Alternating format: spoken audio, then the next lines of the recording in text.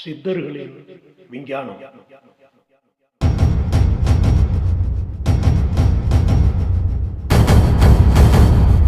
தெய்வ ஆராதனை என்பதை அனைத்து மதங்களுமே வைத்துள்ளன. வழிமுறைகள்தான் வெவ்வேறாக உள்ளன, நோக்கம் ஒன்றுதான். கிறிஸ்தவ திருப்பலியில் குருவானவர் பல முத்திரைகளை செய்வதே அந்த திருப்பலியை நடத்துகிறார். அனைத்து நாகரிகங்களிலும் மதங்களிலும் முத்திரைகள் தொன்று தொட்டே இருந்து வருகின்றன. இந்து மத வழிபாடுகளில் கோவில்களில் அபிஷேகம், அர்ச்சனைகள் இவற்றை செய்யும் போது அர்ச்சகர் சில முத்திரைகளை செய்து வருகிறார். ஆனால் வீட்டில் நாம் பூஜை செய்யும் போது பெரும்பாலும் முத்திரைகளை செய்வதில்லை. ஒருவனே தேவன் என்ற கோட்பாட்டை அனைத்து மதங்களுமே ஏற்றுக்கொள்கின்றன. நம் இந்திய கலாச்சாரத்தில் பல தெய்வங்களை ஆராதிக்கும் வழக்கம் தொன்று தொட்டே இருந்து வருகின்றது. நாம் ஒவ்வொருவரும் ஒவ்வொரு தெய்வத்தால் வசீகரிக்கப்படுகிறோம். அந்த தெய்வமே நமது இஷ்ட தெய்வமாகிறது. நம் நாட்டில் ஒவ்வொரு குலத்திற்கும் தனி தெய்வங்கள் உண்டு.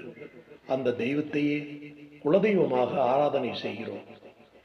இஷ்ட தெய்வ ஆராதனை, குலதெய்வ ஆராதனை ஆகிய இரண்டும் நம் கலாச்சாரத்தில் தொன்று தொட்டு நிலவி வருகிறது. ஆராதனை அல்லது பூஜைகள், பிரார்த்தனைகள் செய்யும் அனைவருமே இந்த தெய்வத்தால் வசீகரிக்கப்படுவதால் தான் அந்த தெய்வத்திற்கு ஆராதனை செய்கிறோம். ஆனால் ஒரு சிலருக்கு மட்டுமே கடவுளின் கடாட்சம் முழுமையாக கிடைக்கிறது. அது ஏன்? கடவுளை வசீகரிக்க முடியுமா என்ற கேள்வி மனதில் எழுகிறதல்லவா? கடவுள் என்றால் என்ன? நம்மை விட மேலான ஒரு சக்தியையே கடவுள் என்கிறோம். இதை பிரபஞ்ச சக்தி என்றும் கூறலாம், பரமாத்மா என்றும் கூறலாம். பிற மதங்கள் ஒரே ஒரு கடவுளை மட்டும் ஆராதனை செய்கின்றன. நம் இந்தியாவில் மட்டும் ஏன் நூற்றுக்கணக்கான தெய்வங்கள்?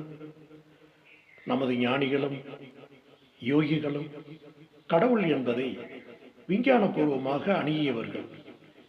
எல்லையற்ற அனைத்திற்கும் ஆதாரமான, அனைத்தையும் படைத்த சக்தியை நம் முன்னோர்கள் பராசக்தி என்று அழைத்தனர். அனைத்துக்கும் அதுவே ஆதார சக்தி, ஆதிசக்தி என்பதால் அதை ஆதிபராசக்தி என்று அழைக்கப்பட்டு பின்னர் அதுவே ஆதிபராசக்தி என்றாயிற்று. இந்த ஆதிபராசக்தி என்னும் பிரபஞ்ச சக்தியினுள் பல்வேறு துணை சக்திகளும் சிறு சக்திகளும் அடங்கியுள்ளன. பல நூறு சக்திகளின் தொகுப்பால், இணைப்பால் உருவானதால் அதுவே பராசக்தி.